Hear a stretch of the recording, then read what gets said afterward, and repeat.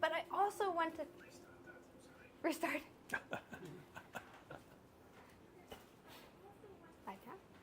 Hi, everybody. Welcome to Crossroads.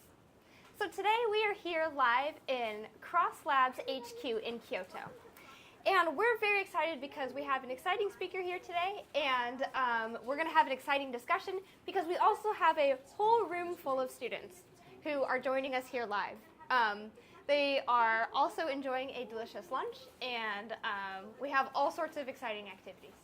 So for everybody who's watching right now, I want you all to feel free to ask questions during the talk. So I was talking to Professor Hiroki, who's with us today, and he wants to encourage everybody to ask questions as they come up. So we can do this as a very live, informal discussion.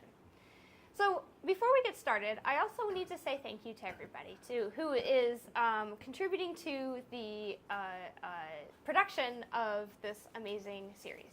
So of course we want to say thank you to Cross Compass, who is our sponsor and a leading AI technology company here in Japan. Without Cross Compass, none of this would have been possible, so we just want to thank them for all of their support and sponsorship. And without further ado, I'm going to introduce our speaker today, Professor Hiroki Sayama from Binghamton University. So Professor Hiroki has been a part of the ALife community and the complex systems community for, I guess, for a very long time. Yeah. He's been contributing in so many different ways, and he's had a lot of amazing contributions to both fields. So we're very excited to have you with us today. You have a very exciting topic, and I don't want to take any more time away from this. So I'm going to go ahead and hand it over to you. Thank you very much, Alisa. Hello, everyone. I think I should look at the camera, right? Yeah. So thank you, Olaf, Alisa, and everyone for inviting me here. So I'm Hiroki Sayama.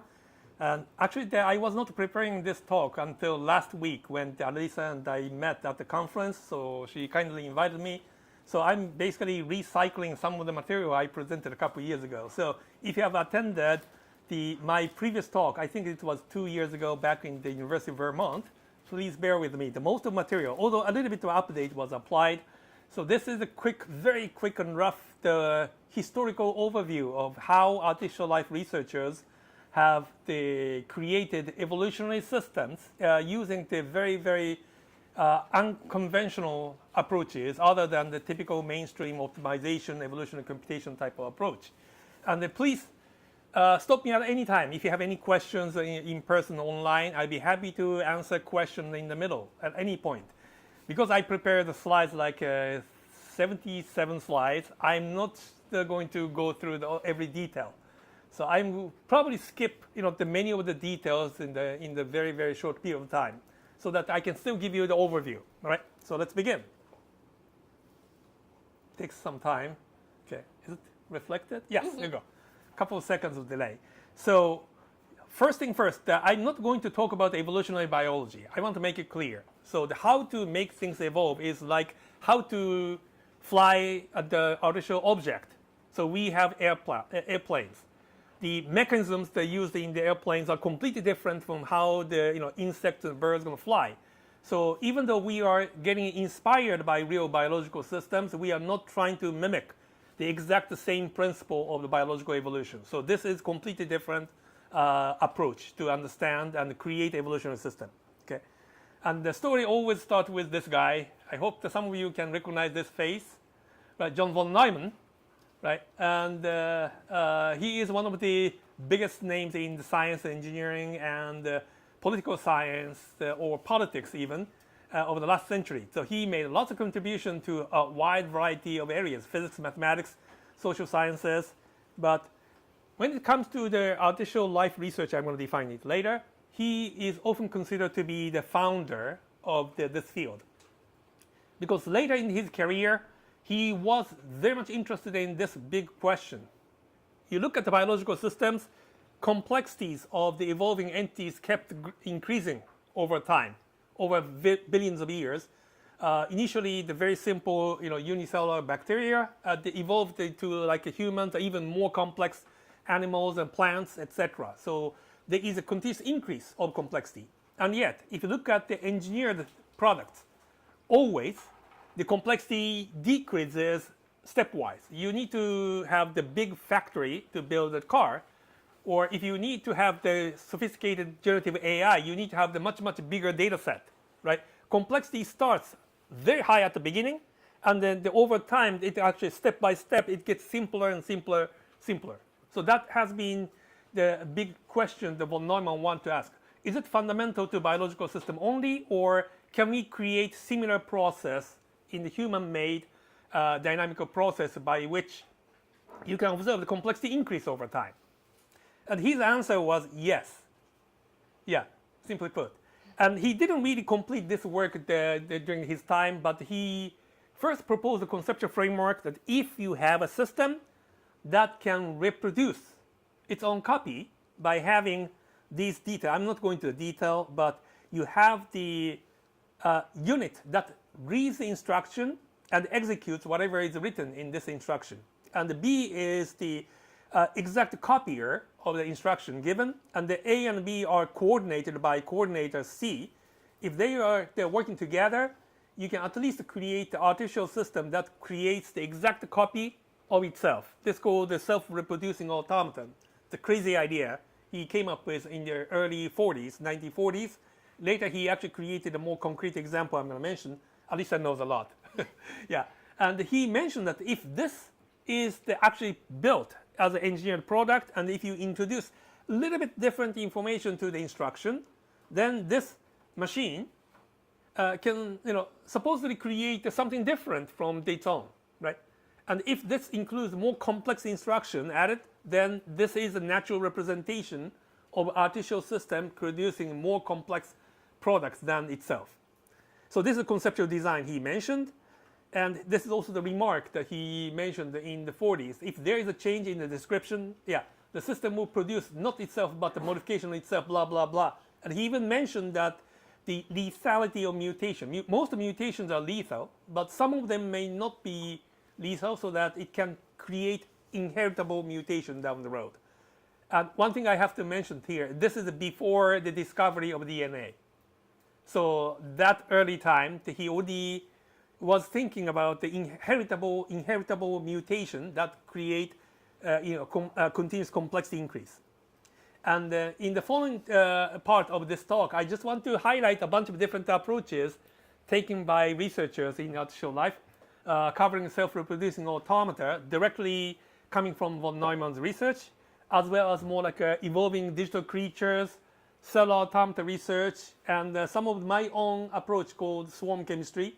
And then finally, I'm going to tie these research activities back to the currently mainstream machine learning AI communities and see how much we can do. The first thing is self-reproducing automata, direct descendants of the John von Neumann. Von Neumann passed away before completing this, and he was part of the Manhattan Project. Probably everybody knows that after watching the Oppenheimer, right? Yeah, it's a great movie. If you haven't watched it, please do so. I think now you can watch it in Japan as well, right? Mm-hmm. Yeah. Sure. So, and he was involved in the Manhattan program. My guess is that he was actually attending many of the experimental sessions that he got exposed. He got the cancer. Yeah. And after he passed away, his colleague, the Arthur Burks, he finished the actual design of the von Neumann automaton. It's actually a very complicated distributed computational system. I'm not going to the detail here, but if you want to try running simulation, there is a very powerful software tool called Golly. So you can just go to this website, golly.sourceforge. Oh, they are still using SourceForge. Interesting. .net. So to download the simulator. It's a two-dimensional grid, and each cell has one of the 29 discrete states. And each cell is going to change the state from time to time based on its own state, current state, and its neighbors. It's a very distributed computational system, and he showed that by building very specific transition rules, you can build the physical structure like this. This is the actual simulation you can run in Golly. This takes almost forever to simulate. Yeah, the one cycle replication, but this will replicate the inside a two-dimensional space, one structure producing the offspring next to it. So this is the one first demonstration of computational feasibility of the self-reproducing automata. And then later on, this is not really related to John von Neumann. His name is Edgar Codd. His name is actually probably much more well-known in the context of relational database. If you study relational database, Edgar Codd did a lot of contribution. But when he was working on his PhD, he was working under John Holland, the very famous genetic algorithm person at the University of Michigan. The Holland was his advisor, and somehow Edgar Codd decided to work on artificial life. So it's a very interesting transition. I think Codd is actually older than Holland, but Holland was his advisor. So, and what Codd did was to simplify the physics of the John von Neumann automata from 29 state to just 8 state. A huge reduction of the underlying physics at the cost of computational cost. This is a much bigger spatial pattern using the only fewer number of states, and he was able to design this kind of automaton. Again, you can still run his completed self-reproducing automata using Golly. Again, it takes forever. You can just run for a couple of days. You may still see the part of the simulation is ongoing. But this is another complexity reduction of the underlying physics laws. And the reason why I'm mentioning this is because this is actually very important as a secondary steps for the cell automata-based artificial life research. And then Game of Life happened. Do you guys know Game of Life? Okay.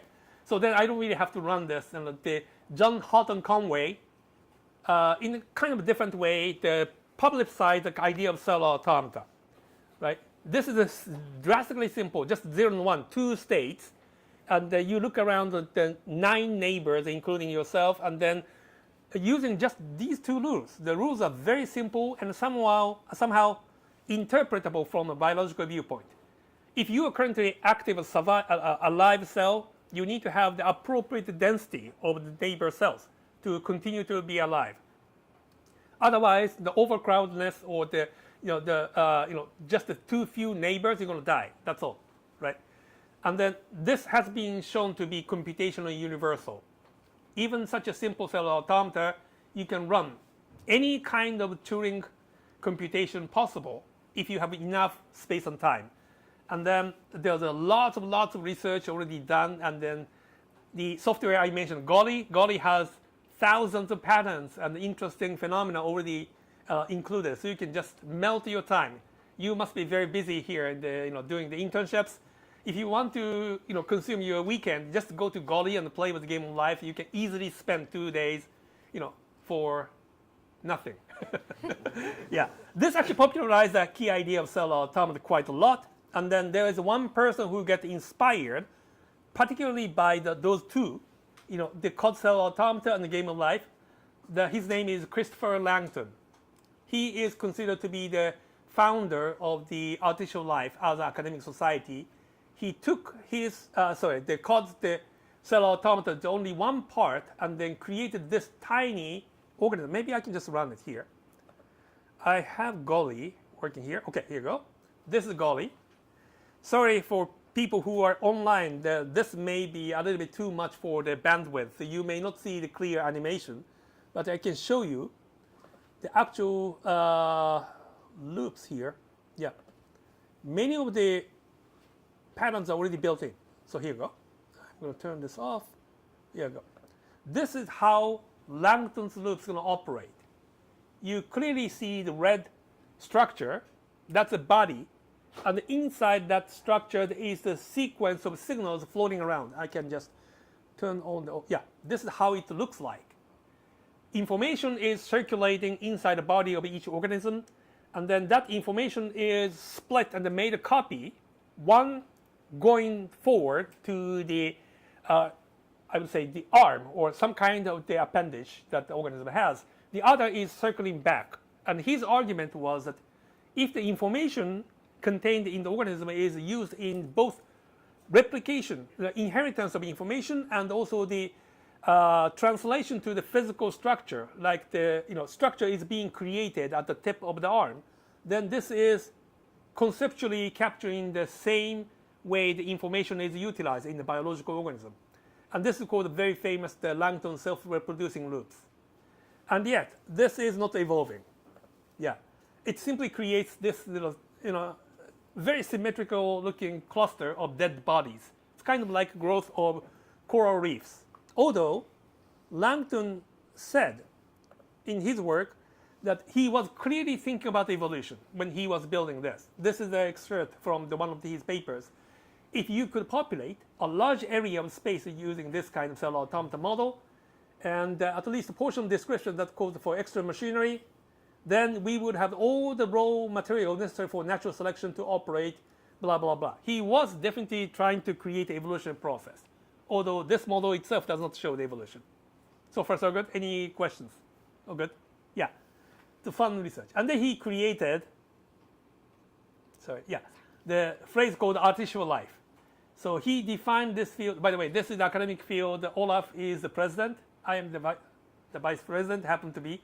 So this is the field of study. It can be categorized as science or engineering or even art or philosophy that tries to create living processes using man-made media. Could be computer programs, could be robots, could be wet experimental settings, to understand what is really fundamental in the living processes rather than just studying existing life forms, as life as we know it. We are trying to explore life as it could be. And this is the description of field, artificial life as an academic field. If you're not a member, you can join as a student member. The International Society for Artificial Life, the conference, the annual conference will be held next week? No, 2 weeks from now in Denmark. So I'm going. He's not going. All right. And we have journals. We have other conference and publication venues also. Okay. So that's a really quick historical background. And then I'm going to start talking about several different approaches. After the cellular automata stuff, many people started building computer program ecosystems. And this is different from traditional evolutionary computation approach, like a genetic programming, genetic algorithms. You have fitness function. You have explicit mechanism to replicate successful ones, and then you eliminate unsuccessful ones. That is the typical computation procedure. People in this field, they are not using that kind of explicit manipulation. Instead, they just build a world and then let the organisms compete against each other and then spontaneously choose themselves who is going to be the winner, who is going to be a loser. So everything is implicit, right? So the very historically important example is called Core World. How many people actually know this game? This is well before the internet. I don't even think that there is any downloadable software available. It might be. Core War was a very popular hobby among the computer geeks back in the 80s. Do you know this? Yeah, you know this? I've never heard of it. Okay. Core War, look it up. It's an amazing thing. It's like they digitized the Pokemon. So you have the core. The core is basically the virtual world with designated the virtual machine code available. So you are a high school kid. You write the code by using that core, I forgot the exact name, but the language specified by this game. And then your organism program is released to this battlefield. And there's no rule. You can do any nasty stuff to kill your opponent. Yeah. And then basically, if you are the last man standing, last woman standing, you are the winner.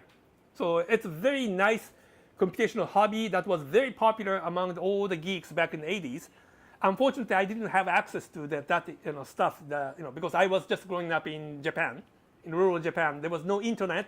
I read about Core War in the magazine, but I had no idea how to do it. But there are a couple of researchers who get very excited about this.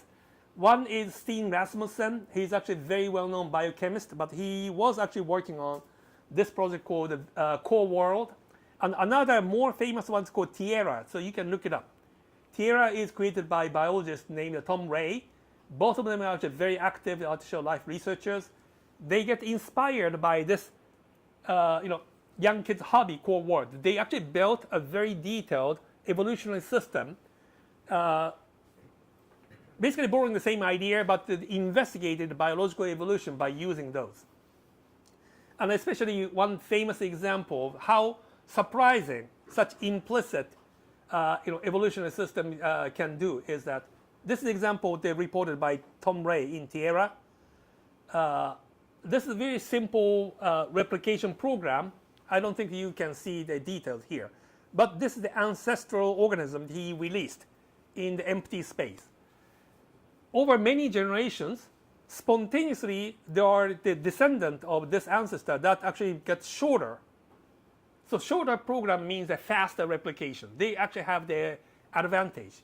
And what they did was to exploit your neighbors, right? So you are replicating, that you are much shorter, and you actually get access to your other neighbor's body. Because this is computer programming. You can just move the execution pointer from your body to someone else's body, and then once it's done, it's coming back, right?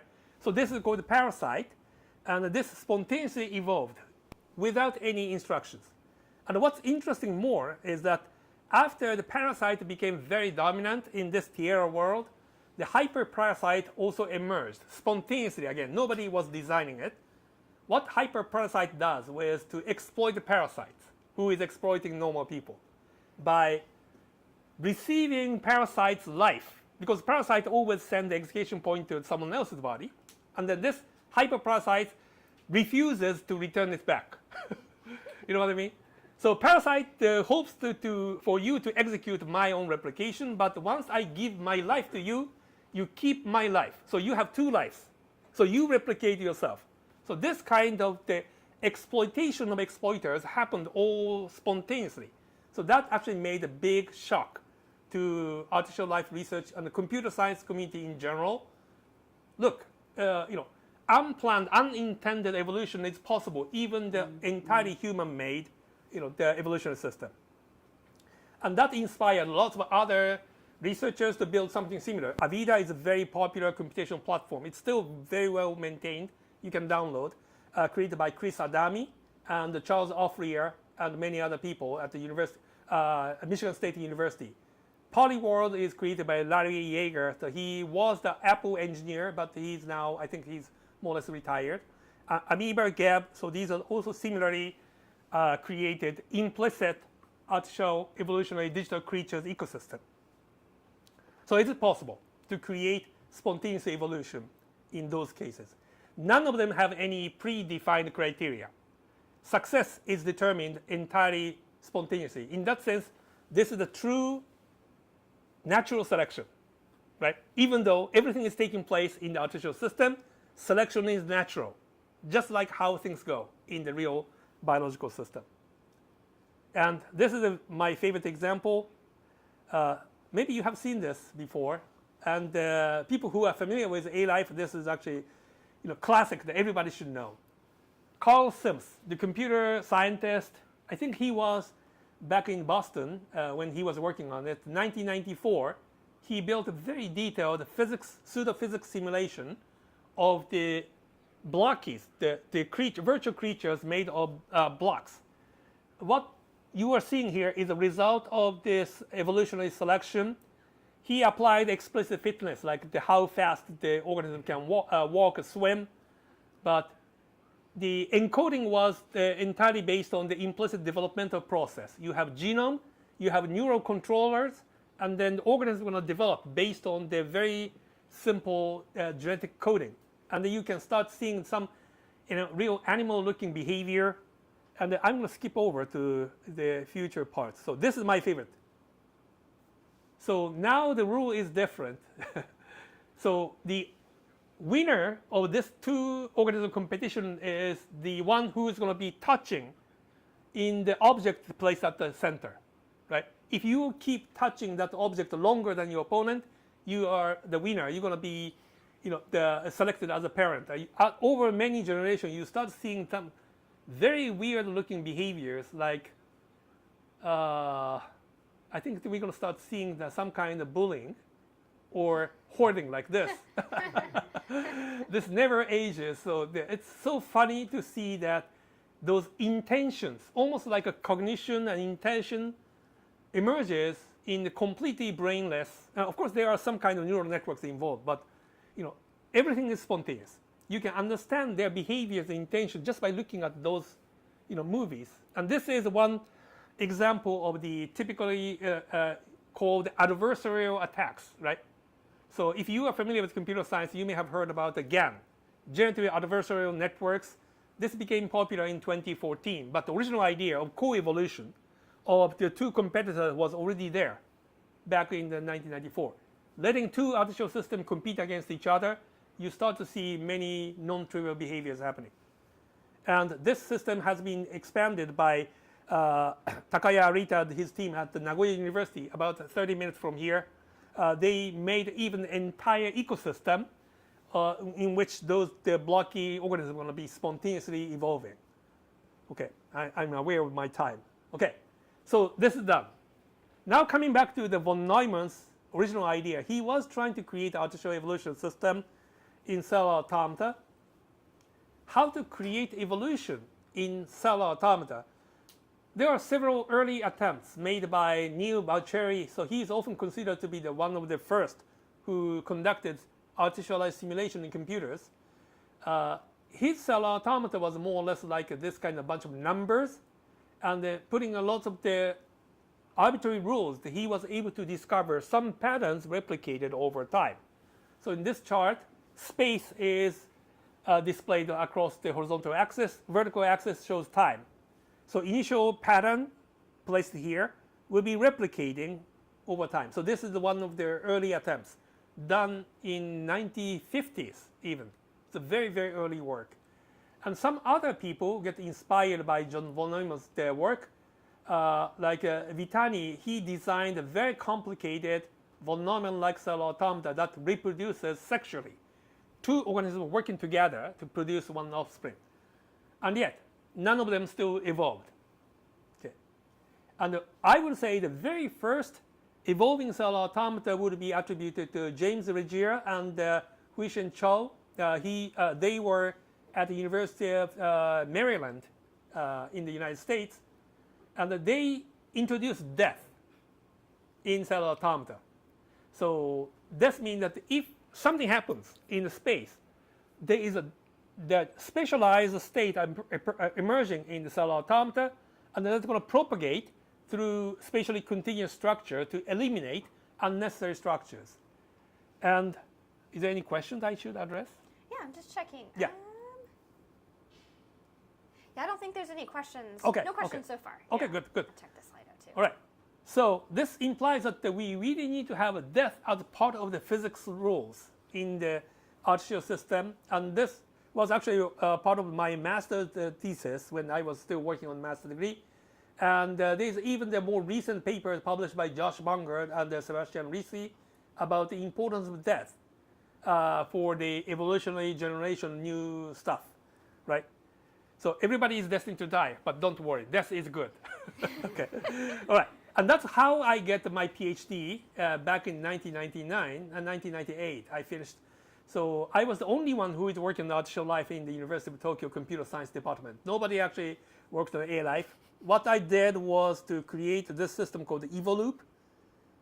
This is a modification of Langton loops. I can just show you without much explanation.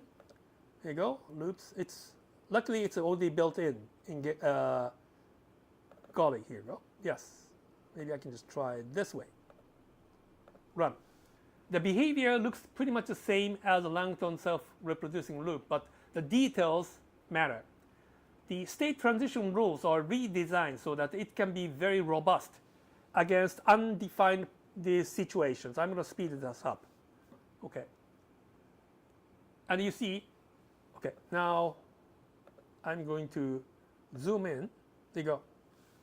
The colony still grows, but inside the colony, the dead body is going to be removed from the space, and you see many new shapes, mostly just a size change, right? It gets smaller because of the collisions between the living entities, or maybe the living body and the dead body. Those collisions work as a perturbation coming from the external world, and that actually creates changes to the inheritable information. So this is the very first natural selection, I would say, taking place in the cell automata model, because the previous example, Regier and Chou's model did not really have the natural selection. That was more like a, death state introduced, and then the organism they artificially forced to mutate to the larger size. This one does not really have any directed mutation. It was everything is spontaneous. And then when I did this, nobody in my committee understood what I was doing. And that was lucky enough for me. So if none of your committee understood what you were doing, you can get a PhD, right? Yeah. So of course there are risks, and then if you work on something completely different from your advisor, you might risk that you may get rejected. Yes. How do you select which organisms or cells die? No, I don't select anybody. So What are the yeah. why would one over another? So Oh, here. Could you repeat the question for the mic? How do you Wait, hold on. There's a mic. yeah. How do you select for the death that occurs, or what makes some die over others? Yeah, so in that case, the death was simply caused by the undefined situations. When you have undefined local situation arising, cell automata says, I don't really know how to make a transition. So therefore, the cell automata, underlying physics, going to create a death state. That's a gray state in the cell automata that propagates over space. That's all this system does. So I'm not really putting any information here. Those organisms are not even discussing, hey, I'm going to survive, you want to die. No, there's no discussion. Everything is entirely local. And yet, this happens. To make it clear, there is no individual here. Because everything is just a local state. So what the system does is that you just look at your state and your 4 neighbors and then decide what's going to happen. So everything we see in this system is purely observational, right? So that's actually quite different from many other, evolutionary computation. Usually you have chromosomes, you have individuals, you have selection criteria. None of them exist here, right? Is that clear?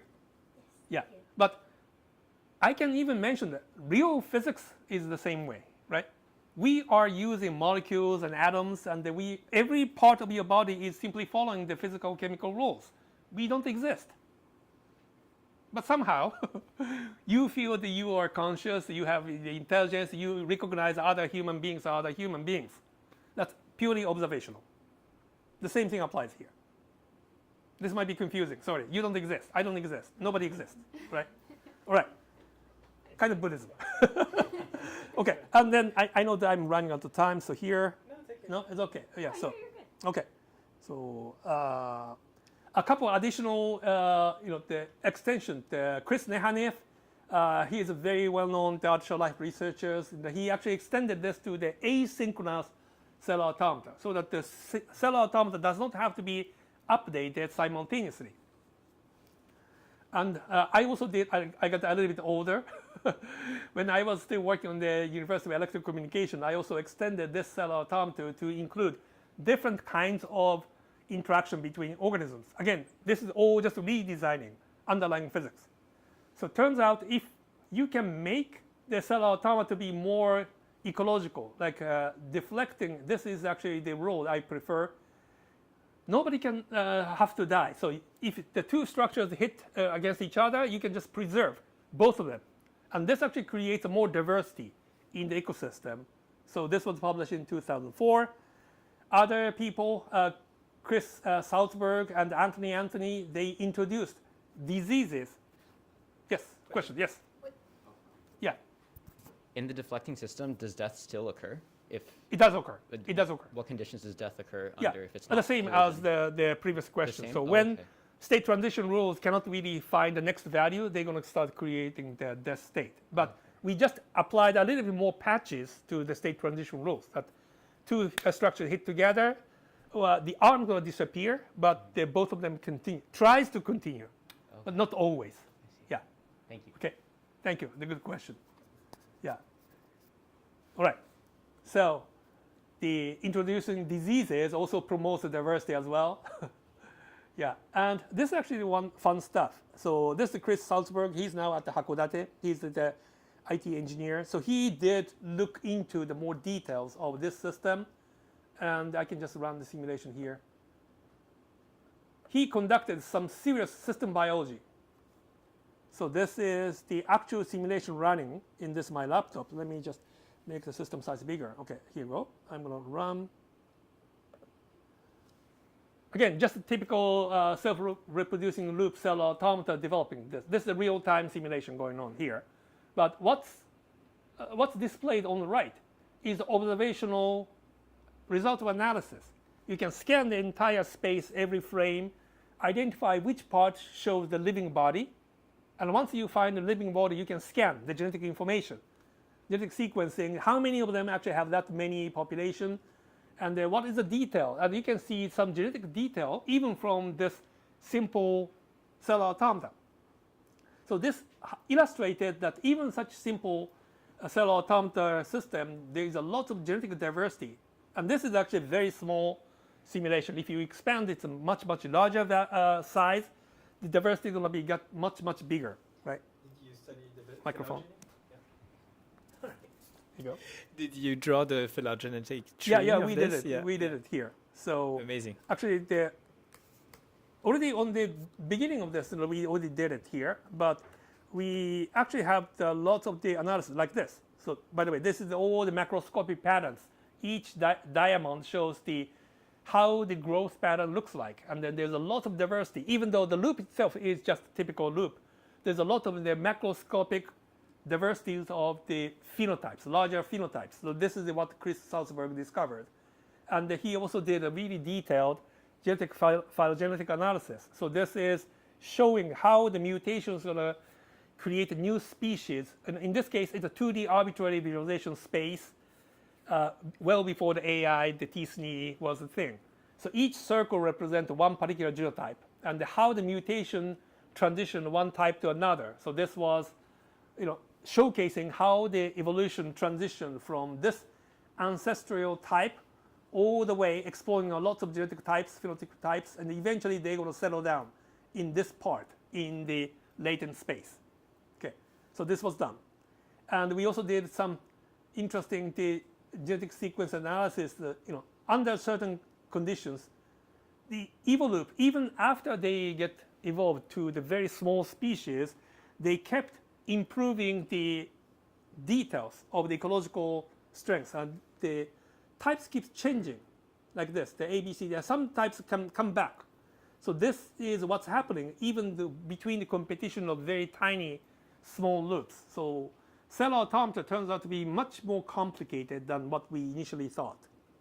Okay, and many other people explored the different kind of algorithms. So this is the Keisuke Suzuki. He is at the Hokkaido University. He and Takashi Ikegami did a different kind of evolutionary cell automata. So this one is called self-inspection, self-referential loops. Instead of having a genetic code embedded, each replicator scans its own structure and then utilize that information to create offspring. And I believe Keisuke simulated a really large-sized ecosystem here, and then different colors represent different types. And you see continuous dynamical changes of population distribution keeps developing in this cell automata space. It's a much larger scale cell automata. Okay, I know. Do we have any minors in this room? Everybody is above 18. Okay, so I can just show you.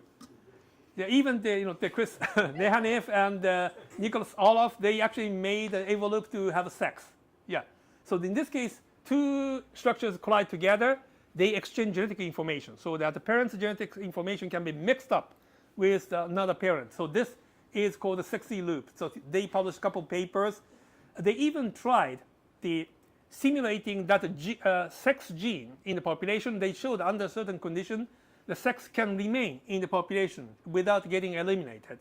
It's a very interesting work.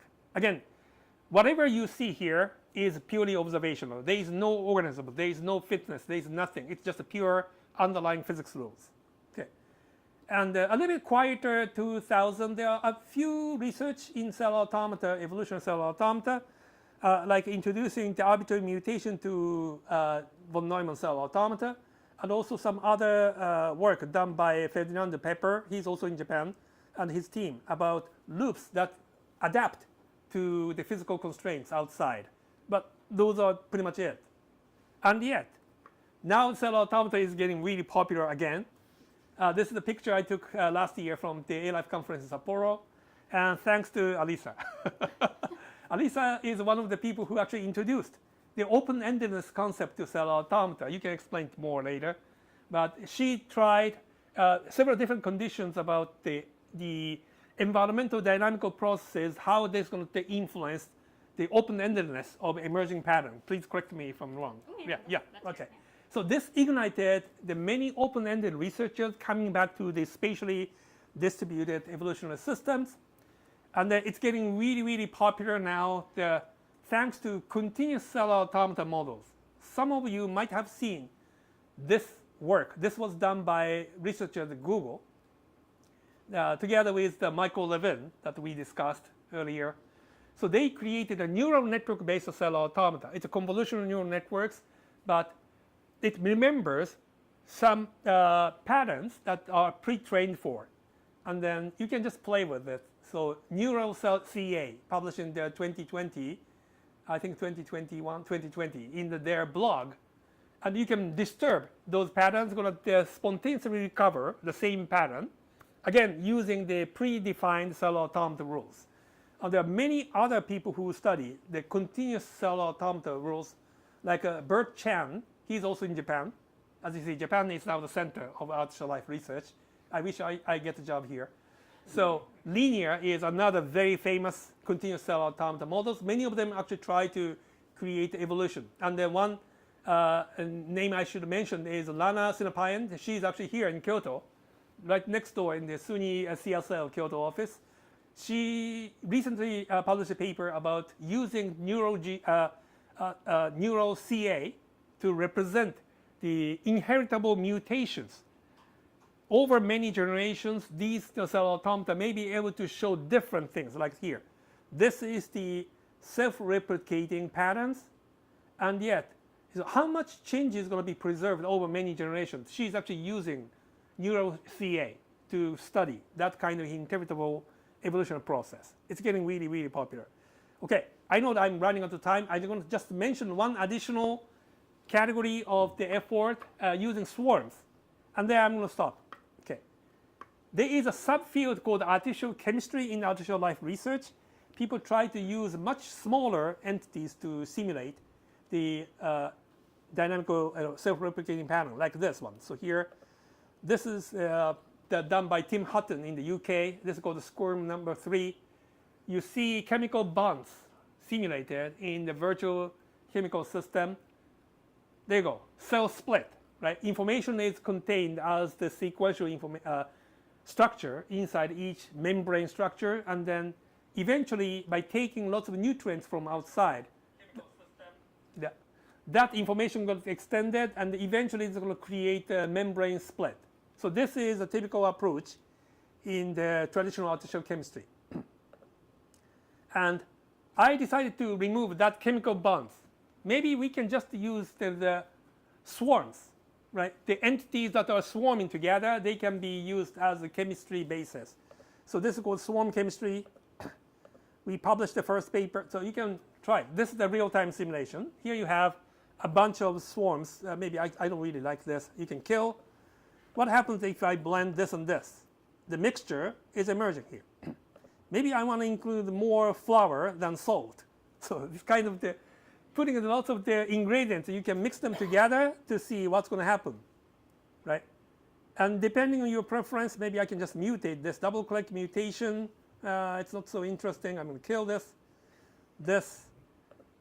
Yeah, something like this. So this kind of interacting thing is a very powerful way to explore. There's even the 3D version. Here you go. This is 3D. By the way, these softwares are available from my website. Here you go. 3D version, the same rule, but just 3D. Here you go. This, maybe I can blend a little bit of this, see what happens. Here you go. Maybe this. Oh, this is interesting. Let's take a look at it here. Oops, sorry. I'm going to make it bigger. Look at this. You see three-dimensional rotating patterns emerging from the just a pure interaction, kinetic interaction between three randomly generated particles types. So this is called swarm chemistry. And we did experiments like this. Oh, this is a really good old-fashioned picture. Well before the tablets became a thing. We purchased a touchscreen TV PC We put it in the horizontal way. We had students playing around this kind of interactive evolutionary system to evolve patterns like this. This shows the power of the creative pattern generation dynamics coming from this interaction between swarms. Okay, there's no intelligence here. Each particle only senses the average location, the average velocity of nearby particles. They don't even see the color. Everybody looks the same. Just a behavioral observation, and yet you can see some interesting behavior like this. Like this one looks like two kids are playing a catch, right? This one actually shows a rotating mechanical movement. This one at the top in the center, this creates kind of piston-like oscillative behavior. It's actually very rich behavior stuff, yes. I have a quick question. What do the colors mean here? Colors show the kinetic parameter values. So each of the particle is basically following the very famous Boy's model, right? So alignment, separation, cohesion, and a couple others. And then I believe in this visualization, I took alignment, cohesion, separation, 3 parameter settings as RGB. That's all. Yeah. And if you can, after you stare at this kind of pattern long enough, you can interpret the personality just by looking at color. Greens tend to be hanging out together, so you see very consistent pattern here. By the way, when I was creating this, I named this organism in the middle as a swinger because it swings, and I didn't know much about English. I feel bad. Yeah, but it's already published. It's called officially swinger. All right. Anyway, and in the final couple minutes, we also did make the evolutionary system which does not require the human intervention, the spontaneous evolution system of this swarm chemistry, and we identified by using some measurements, like evolutionary exploration and the macroscopic structuralness. Without explaining much detail, we identified one particular experimental condition that is really good at producing continuous change together with visible structure. And here are the results. These are all automatically generated experimental patterns. Nobody is applying any fitness rules. But when two particles collide together, the information about the behavior parameters will be transmitted from one side to another. That direction of the information flow is the underlying physics. And yet you can see some very interesting macroscopic patterns emerging. Yeah, and there are a bunch of the movies available here in the YouTube channel, Complex System. Please take a look at it. So this is called Evolutionary Swarm Chemistry. We even have the artwork we created. So this is the artwork we generated. For online people, this actually comes with the sound. But when John von Neumann, the creator of Game of Life, passed away 4 years ago because he was killed by COVID, I became so sad. So I created this as a tribute to him by using his name, the string, John von Neumann, as a seed for random numbers. So you can actually see this deterministically. Every time you put his name, this comes back. Yeah. So you can watch it this. This is actually a very beautiful film. Yeah. Okay. Anyway, I'm going to skip this. Automated pattern harvesting. So this is another paper. We ran this for very, very long period of time, and you can observe much larger scale, longer scale evolution patterns in swarm chemistry. This is the set of 6 different simulation results, very sped up, very long-term simulations in a very fast-paced way under moderate environmental conditions. You can see these kind of patterns. Some of them are very funny. Under different conditions, much more severe environmental conditions, you see difference. So this means that this is indeed evolutionary adaptation. You can see some interesting patterns emerging at the border as well as in the middle. The reason is that every time, once in a while, I replace the physics laws only in the right-hand side or left-hand side, randomly selected. So if the environment is behaving like that, the living creature is going to figure out spontaneously, maybe sitting in the middle or at the border and then not moving is a good strategy, because even if the rule of physics changes, my descendant might be moving to the right so that they can actually survive. So this is an entirely spontaneous, unintelligent selection that still figured out how to exploit environmental conditions. Yeah, you see, these are the kind of the non-movers they just stay in the middle, so that even if something happened, the lightning hits on the right-hand side, my descendant is going to be surviving on the left-hand side, etc. Yeah, and then these kind of patterns emerge. Anyway, so this system, I have the automated system to keep collecting lots of stuff, like tens of thousands of patterns automatically harvested from simulation panels. Okay, and this swarm chemistry has been used for some of the artwork. This is a professional composer and musician, In-Suk Choi. I think she's now back to the US or Korea, I forgot. But she was based in New York when she was working on this. She built a swarm chemistry-based system together with the interactive interface. So she's actually a serious composer. She actually does the classic, all kind of musical theories. She's a very established composer, but she does this kind of interactive, live improv composition. So, and some other people also use swarm systems for such interactive sound and art generation. Okay, and I'm going to skip this whole thing about hash chemistry because we are running out of time. We continue to work to show the open-ended evolution by using much simpler system. But with the interest of time, I'm going to skip. Non-spatial version is also proposed just last week or 2 weeks ago, and the cellular version is available also. This is what I'm going to present 2 weeks from now. But anyway, yeah, hash chemistry is cool. All right, the final remarks. Many of you people in person, online, are interested in AI and machine learning, I'm sure. There are lots of people in the AI and machine learning. They are interested in open-endedness. Ken Stanley, Joe Lemon, and Lisa Soros. There's a very famous blog post. And some of the classic examples of the open-ended evolution in AI machine learning community include the pick breeder. I'm not sure if their website is still active, but you can just keep picking the favorite patterns, and the AI will spontaneously create very unique patterns with just a few steps.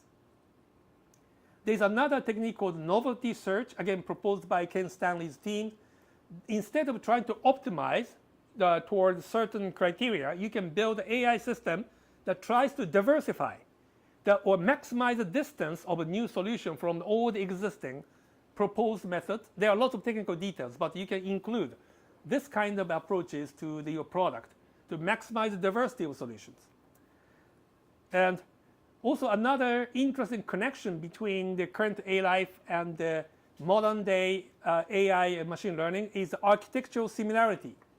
For example, this is the linear I mentioned earlier. Bert Chan and his team has created this continuous cellular automata. But if you look at the technical detail, what is really happening in this kind of cellular automata here? For example, I'm going to just run two simulations. Looks like they're living creatures, moving in space. But it's really just recurrent convolutional neural network, if you are familiar with this. So this really means that if you have the convolutional neural network as a brain of AI, this would be the dream they are seeing, because it's recurrent. Your output is going to be fed back to your brain again, and that cycle creates this kind of pattern. So this is a really nice connection between what is currently popularly used in the AI and what is studied in the actual life. So it's kind of like it's an electric sheep, right? So in the famous, you guys don't know that novel, Electric Sheep? Yeah. Anyway, so it can be understood as a dream of the modern AI can be seen. Okay. And there are many professionals working in the AI, the machine learning industry. I'm going to skip over the bits. This is proposed by Canadian IT professional. Alien Project, my favorite, by German IT professional. You can watch it. And the more recent particle life simulator, I don't know where he is, but many people actually start building this kind of system while they are working in the IT field. So many non-researchers, this is the artificial life simulator by some company, I believe. It's pretty nice. It's like a swarm chemistry, but it's much more beautiful and playable. Okay, I know I'm running out of time. How to make things evolve? That was the question. Well, I don't have an answer, but you can learn from many of the existing works that I reviewed quickly. There are many key ingredients you want to put into. Obviously, you need to have the identity of the organism. This can be observational, but you need to define what is evolving. You definitely need to have the replication with heredity. That was the original idea of the von Neumann. Variation, definitely you need to have mechanism to produce variation. Selection, death. Natural selection preferable. It can be artificial selection, but it's better to have the selection mechanism implicit. Co-evolution is a very powerful tool you can definitely use, as you have seen in Carl Sims' co-evolving blocky organisms. Dynamic non-stationary environment. Alisa's work is actually highlighting the importance of this. Environment should be dynamic in order to have the open-ended evolution. And accessibility to a large possibility space is a must-have to begin with. Even if you have the fancy ALife system, artificial system, if the possibility space is already confined, there would be nothing much. So you need to have the very big design space. And formation of high-order entities. Sorry, I didn't have a chance to talk about hash chemistry, but you need to allow entities to form the large-scale structure. And the spatial parallelism is very important. Observational mechanisms is also very important.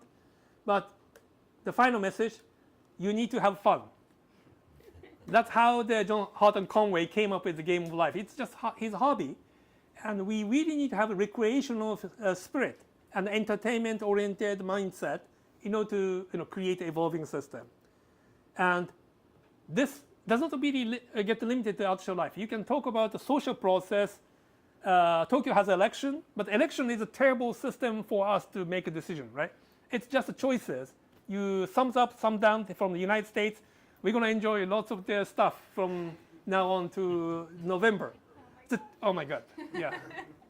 We have no idea what to do. So anyway, but that is a terrible way to make a collective decision. If you introduce evolution to society or engineering or design practice, we can do a lot better job, right? Let the policy evolve, for example.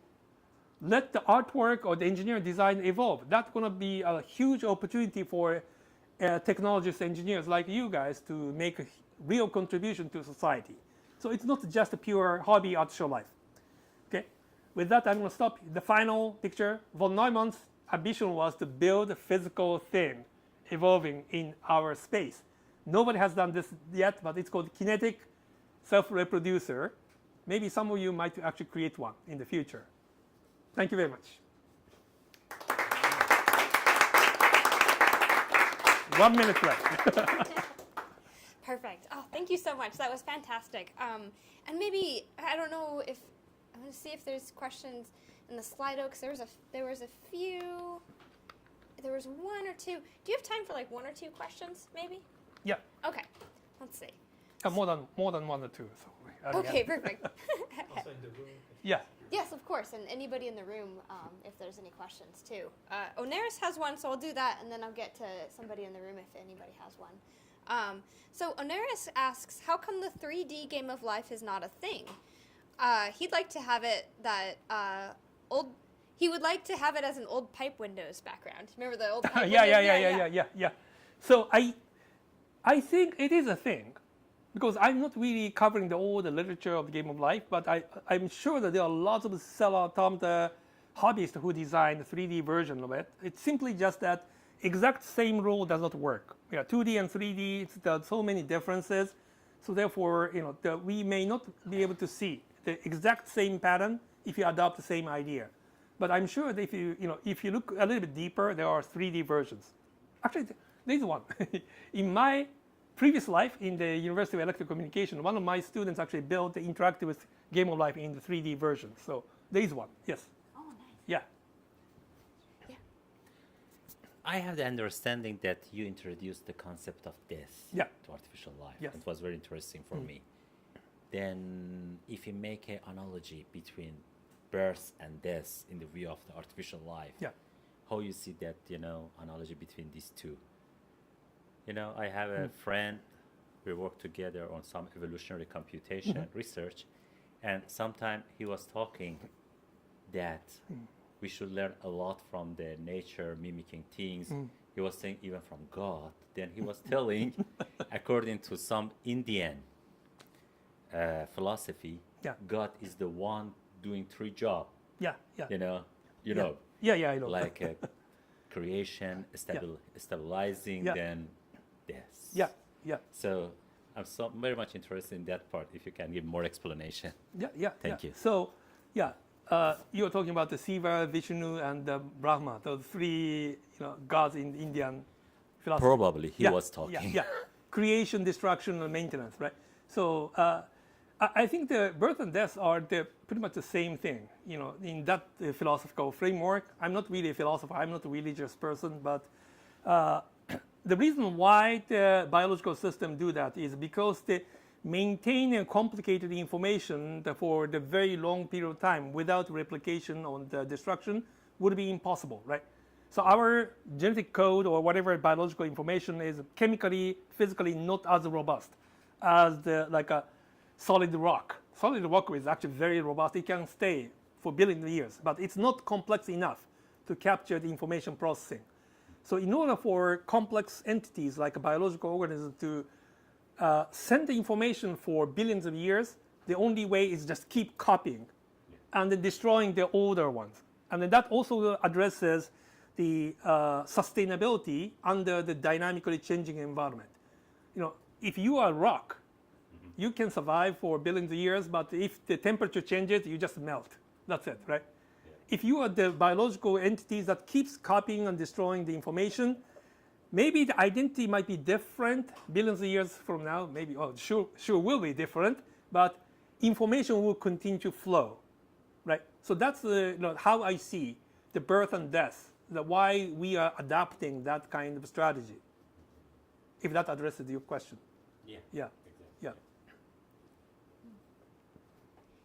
And Ricardo Carrillo asks, can these self-evolving systems be paired with search to look for engineering solutions, for example? Yeah, that's how we propose for the grant writing. Yeah, you need to connect to some, the stuff you are having fun with to something practical. Obviously, engineering requires a lot of conservative criteria because when we are building the rocket or the bridge, people's lives are going to be on your product. So you cannot be too creative, right? So therefore, these ALife system can be a creativity engine, but it has to be combined together with more conservative evaluation criteria. So there should be some kind of adjustable balance between those two. Yeah, that totally makes sense. Are there any questions from anybody in the room? You all on YouTube can't see it, but there's a bunch of people here. Oh, okay. Yeah. I can. Yeah.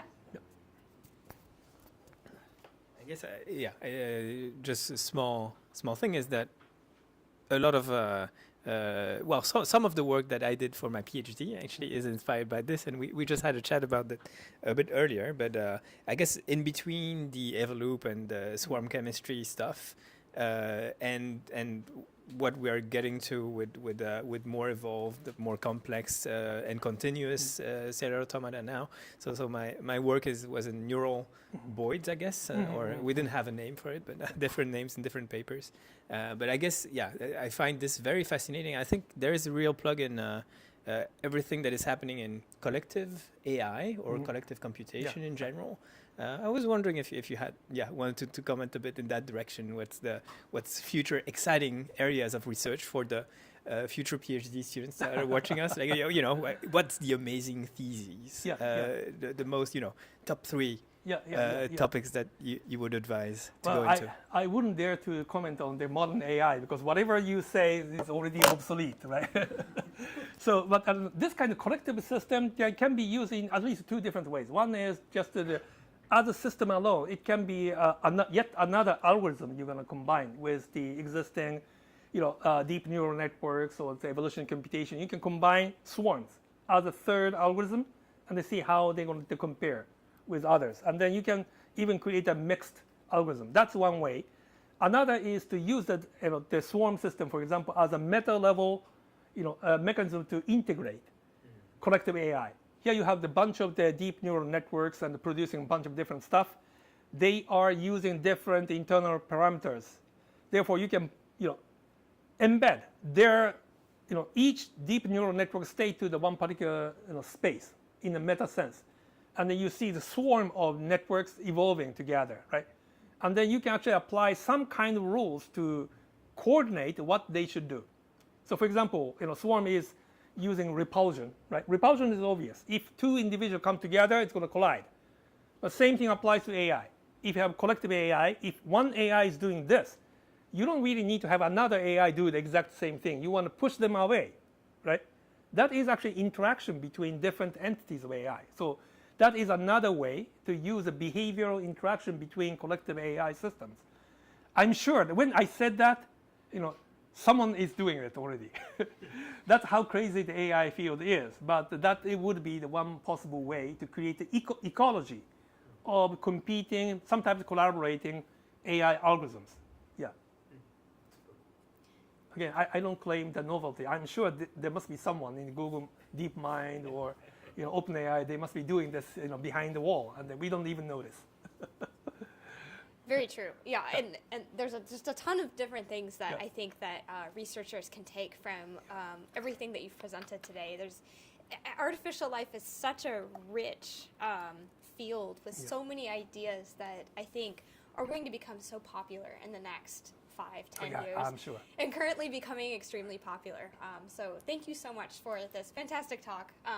This was great, and we loved having you here. And thank you, everybody, for joining us today here at Crossroads and tuning into our live lab here in Kyoto.